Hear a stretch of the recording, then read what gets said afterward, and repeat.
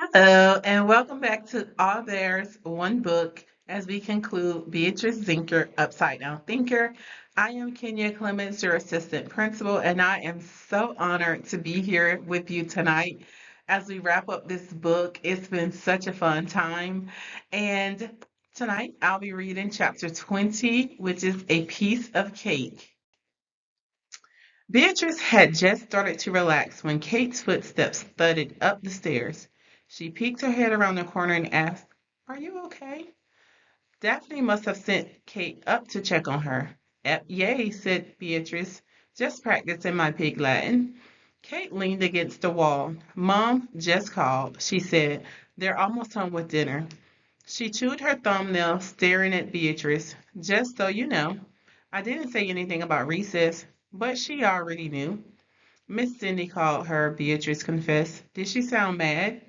Actually, no. If anything, she seemed worried about you. Beatrice let out a sigh of relief. Whew. Kate tilted her head, studying Beatrice's face. It looks a lot better than it did earlier, she said. Beatrice's cheeks felt hot. It was an almost apology, and from Kate, it was a lot. Thanks, Beatrice told her. So, who was that girl with Lenny? That's Chloe, Lenny's new neighbor. She's a veterinarian. You mean a vegetarian? No, said Beatrice. Well, maybe she might be. She takes her animals very seriously. Thinking about Chloe reminded Beatrice of the request Lenny had made first thing that morning. Hey, Kate, Beatrice said. She made herself ask the question before she changed her mind. I have a question. Uh-oh, said Kate, standing up straighter. Do you have room in your foreign language club for Lenny and Chloe? Beatrice asked. They think it's a good way to meet new friends. Sure, Kate said easily. There's always room. She stepped away from the wall.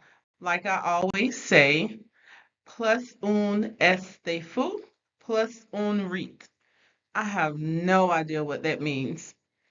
It means the more the merrier, Kate translated. Beatrice pondered the phrase. She took a deep breath and watched her sister's face. What about me? She asked. Or is that scarier? Downstairs, a car door slammed. The front door opened and closed. Henry tried out his French while Nancy Zinker cooed her hellos. Kate raised her eyebrows. You really want to join my club? Maybe, said Beatrice. Does Pig Mountain count as a language? Kate cocked her head to the side, considering. As a rule, I'd say no. That's what I thought, Beatrice said. She wasn't even sure why she'd asked. Kate took a step towards Beatrice, her face softening. But I could think about it. Maybe you should come up here while we think. Beatrice patted the mattress and scooted over to make room. I highly recommend it. Kate laughed and climbed the ladder to join her. Whoa, said Kate. Head rush. She rubbed her temples. From now on, I'll leave the upside down thinking to you. But this did speed up my decision. Wow, that was fast. What's the verdict? Aye, unke, inbe, ite, uzre, orfe, uye. Beatrice couldn't believe her ears, so she clarified it just to be sure. Did you just say you'd bend the rules for me? In pig Latin? Kate's face turned red. A B May, she said. Girls, we're home. Nancy Zinker called from the kitchen. Beatrice flipped to the ground. So pig Latin counts? Dinner's ready, Pete Zinker announced. That's what I said, Kate confirmed. You and your language are in, if you want to be. Kate struggled to sit up. A little help here, please. Beatrice reached over her head and rotated her sister right side up. Kate blinked her eyes, struggling to adjust. You really think better like that? Like magic, Beatrice told her every single time. Pete and Nancy Zinker were waiting at the bottom of the stairs when Beatrice came down. Funny looks stretched across their faces. Beatrice turned from one to another. What's going on? She asked her mother. Nancy Zinker smiled at her daughter. We heard about your day, she told her. Are you really okay? She inspected Beatrice's nose while Beatrice nodded her head. Smoothing Beatrice's hair, she said, "Your father had an idea." Beatrice peeked over their shoulders.